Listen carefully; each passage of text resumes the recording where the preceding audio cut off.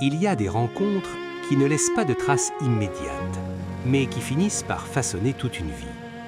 Paris, début des années 70, un jeune étudiant en médecine dévoué corps et âme à ses années d'internat exigeantes. Une jeune femme, belle, gracieuse et réservée, un moment fugace lors d'un dîner entre amis, apparemment insignifiant, mais qui sema dans le cœur du jeune homme une lumière sans nom. 50 ans plus tard, en regardant en arrière, le professeur Thomas Bardin, membre de l'Académie nationale de médecine, raconte sa propre histoire. Une histoire non seulement d'amour, mais aussi de persévérance, de science, de voyage transatlantique et d'un attachement profond au Vietnam. Je ne me souviens plus de la date exacte, ni de l'endroit précis de notre première rencontre. Mais c'était probablement en 1971.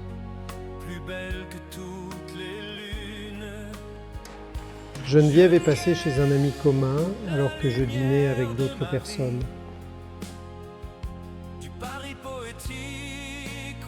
Elle n'est pas restée longtemps et nous avons à peine échangé un mot. Mais je l'avais remarqué. Elle était vraiment très belle, vive, agréable, mais un peu timide. Bien que je me sois ensuite plongé dans mes études au point de couper presque tout contact avec le groupe, son image est restée quelque part dans mon esprit. Fin 1974, alors que je passais le concours de l'internat, une étape qui a fait de moi un moine pendant plus de 2 ans, j'ai recommencé à voir mes amis et j'ai revu Geneviève. Nous parlions, nous nous taquinions et rions beaucoup ensemble. Peu après, nous avons commencé à nous voir en dehors des réunions de groupe. Nous nous voyions plus souvent, nous promenions, discutions et étions de bons amis jusqu'à ce que une randonnée à ski assez éprouvante change la nature de cette amitié. Après une semaine de vacances à Aix-en-Provence, j'ai compris que mon amour pour elle était partagé.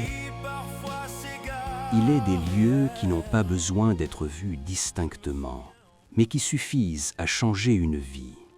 Nous aimions tous les deux voyager et voulions faire un long périple ensemble durant l'été 1975. Geneviève préférait l'Afghanistan, tandis que je rêvais du Pérou. Un de mes oncles m'avait parlé du lac Titicaca avec tant de fascination que je voulais absolument y aller. J'ai convaincu Geneviève et nous avons choisi le Pérou. Mais tout au long du voyage, nous avons vécu dans une harmonie parfaite. Le sentiment que vivre sans elle serait un immense gâchis est devenu aussi clair qu'une vérité absolue. Nous étions trop compatibles. Le mariage, parfois, n'est pas une décision. C'est une évidence qui s'impose à deux êtres nés pour marcher ensemble. Au début de l'internat, nous vivions ensemble dans une minuscule chambre de bonne à Paris. Nous étions insouciants, très amoureux, mais nous ne pensions pas encore au mariage.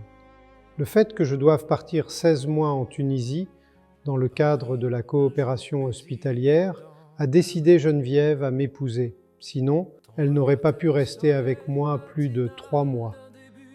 Pour moi, le mariage était une évidence. Je n'imaginais pas ma vie sans elle.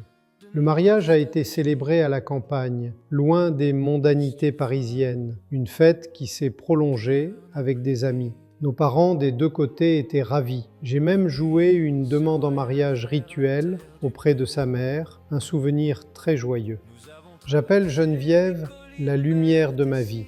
Même si elle pense que je plaisante, c'est la vérité. Elle a éclairé et éclaire toujours ma vie, et cela n'a pas faibli en 50 ans. Il n'y a pas 50 années de pur soleil, mais il est des personnes qui transforment les tempêtes en leçons d'amour. Nous avons dû faire face à des épreuves. D'abord, le décès soudain de la mère de Geneviève, 1 semaine seulement après notre mariage. Puis, la première grossesse de ma femme, extrêmement difficile. Probablement, lors de notre séjour en Haute-Égypte, elle a contracté une grave réinfection à la toxoplasmose, dangereuse pour la mère et l'enfant. Elle a dû rester hospitalisée les 3 derniers mois, tout en révisant pour terminer ses études de droit. Elle a réussi ses examens sur son lit d'hôpital. J'ai dû la protéger contre des procédures invasives inutiles. Finalement, tout s'est bien passé et Lucie est née en bonne santé. Nous avons surmonté cela en restant ensemble, par le rire, par la compréhension et par l'amour pour nos enfants, le plus beau cadeau que nous ayons. Il y a des relations qui ne sont pas seulement des collaborations scientifiques. J'ai 3 amours, Geneviève, nos enfants et la goutte. Je m'y suis intéressé assez tôt, mais c'est mon séjour à Philadelphie qui m'a passionné au point d'en perdre le sommeil.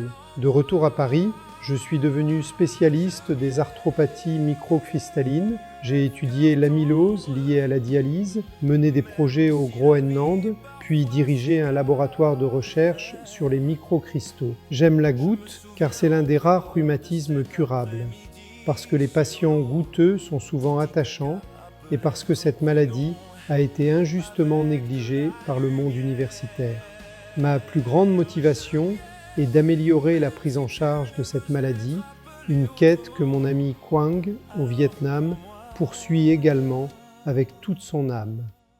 Il y a des relations qui ne sont pas seulement des collaborations scientifiques. C'est la rencontre de la bienveillance, de l'intelligence et de la confiance.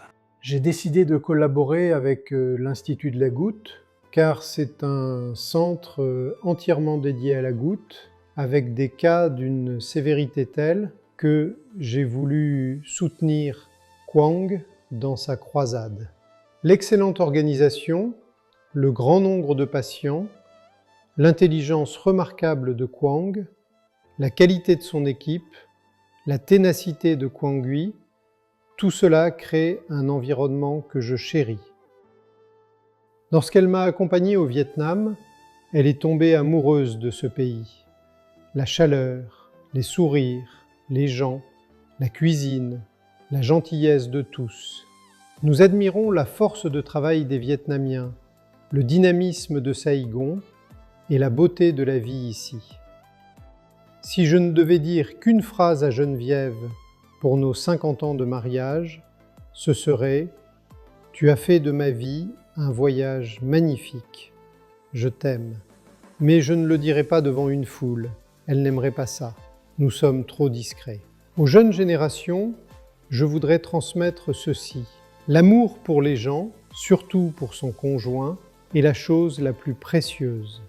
Et la recherche scientifique, si elle est vécue comme une passion, doit toujours servir l'humain. 50 ans, ce n'est pas une durée. C'est un voyage, une mélodie, une douce lumière qui guide le chemin. Entre l'amour et la science, entre Paris et le Vietnam, ils ont écrit une histoire qui ne ressemble à aucune autre. L'histoire de Thomas et Geneviève.